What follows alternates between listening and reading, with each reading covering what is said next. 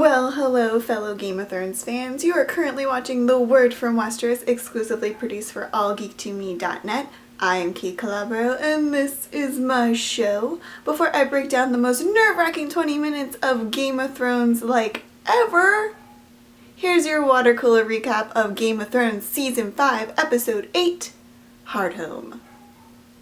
Arya Stark goes on her first mission for the Many-Faced God and gets a little bit of a makeover. Theon, aka Reek, admits to Sansa Stark that he did not kill Bran and Rickon, giving Sansa hope that she is not the only Stark still alive. Cersei gets a taste of how the other half lives as she remains in jail under the order of the High Sparrow. Will she or won't she confess? Tyrion goes on the longest job interview with Queen Dany, which leads to them both deciding that, yeah, he should advise her. Why not? Which is a good thing for Dany since she's kind of fresh out of advisors. Jon Snow, Ginger Wildling, and a very small group of the men from the Night's Watch finally make it to Hardhome to convince the Wildlings to travel south, but things get very, very intense and scary when the Army of the Dead show up. Okay, so a majority of the episode was spent in Hardhome, which is a little base that the Wildlings were gathering at prior to, I guess, traveling back north or continuing to try to fight the Crows. So Ginger Wildling and Jon and a very small group of men from the Night's Watch head to Hardhome to convince the Wildlings to travel south. So everything is going somewhat to plan. No one tries, well, some people do try to kill Jon, but we kind of expected that. And Ginger Wildling steps up and it was like, yeah, he's cool, I trust him, blah, blah, blah. So they end up convincing about half of the Wildlings to travel back to the Wall with them and to stay south for the very long winter that apparently is coming and might actually be finally coming. And they start loading them up on the boats. And while they are loading the Wildlings up on the boats, the weather changes and snow starts falling, and for a quick second I'm like, is this an avalanche? And no! The Hardhome is attacked by the Army of the Dead, aka the White Walkers, and it is probably the scariest 20 minutes of Game of Thrones for me, ever. Everyone's like, oh, what about the Red Wedding? No. Red Wedding, I think we all kind of knew what was going to happen at that point.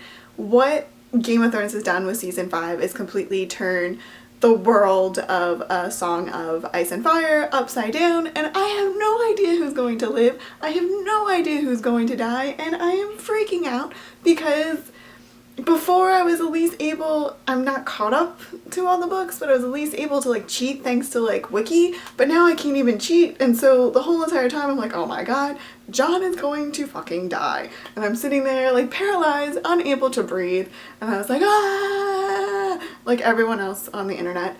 And but I think what we should take away from this, it wasn't really a battle, it was kind of a massacre, is that why does anyone care about anything else when this army of skeleton ice men zombies are heading your way and you're gonna freaking turn into one? So who cares if Cersei had sex with Jaime, and who cares if Theon doesn't have a penis anymore? An army of dead icicles are coming to get you, and that's it. Just boggles my mind. Anyway, but no one believes the Night's Watch when they call, except for Stannis, which is surprising, but it wasn't really Stannis, it was Lord Onion that was the one that convinced him. Completely other story. So the two things that I think are super important that came out of this little battle / massacre, maybe three, is that we finally find out that during a battle with super duper White Walker, Jon learns that his Valyrian steel sword will kill a White Walker. So it's not just dragon glass, it's only Valyrian steel and dragon glass that will kill a White Walker, and fire. So there's 3 things. The problem is I think there's only 3 Valyrian steel swords that we're aware of, and it's Jon's, and then I guess it was Joffrey's, so I guess now it's Tommen's, and then it was the one that Jaime got, but then Jaime gave it to Brienne. So at least Brienne's kind of close to the action. She's still in the north, so she can like go up there and maybe kill a couple, but this army is huge. Second huge thing is that once you are killed by a White Walker, you become a White Walker, so their army is increasingly getting bigger, and you can see that in the complete fear of everyone's eyes when Jon is sailing away from the shore and Night King, great name, Night King comes up and he does like this great scary as fuck thing where he just lifts his hands and all the dead people just like, you get zoom in and their eyes turn blue and now they're White Walkers and you're like, ah!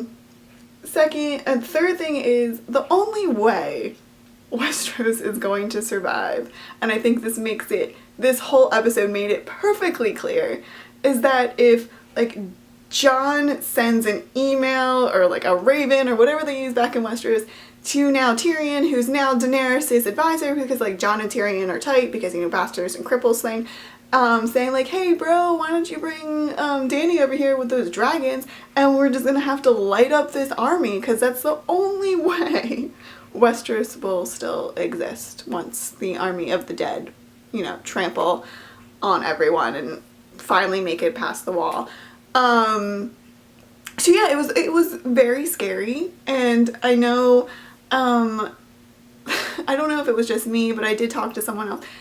It kind of reminded me very much of Titanic, when they were all like running to the boats and like hold the line kind of stuff.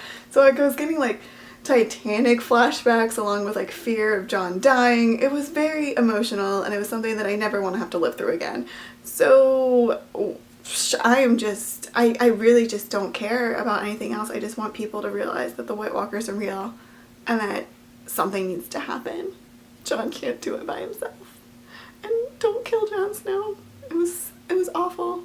It was just an awful emotion I was going through.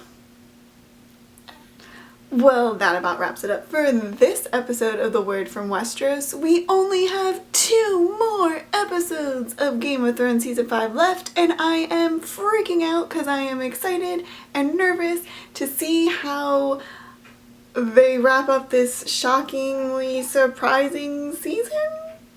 Let me know what you thought of the Battle of Hardhome in the comments below, or head over to Twitter to let me know. Make sure to subscribe to All Geek to Me TV on YouTube so you never miss an episode of this wonderful show again.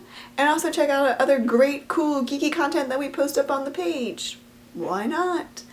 Game of Thrones airs Sundays at 9 p.m. on HBO. And remember, until next time, you either win or you die. I don't know why I did an accent.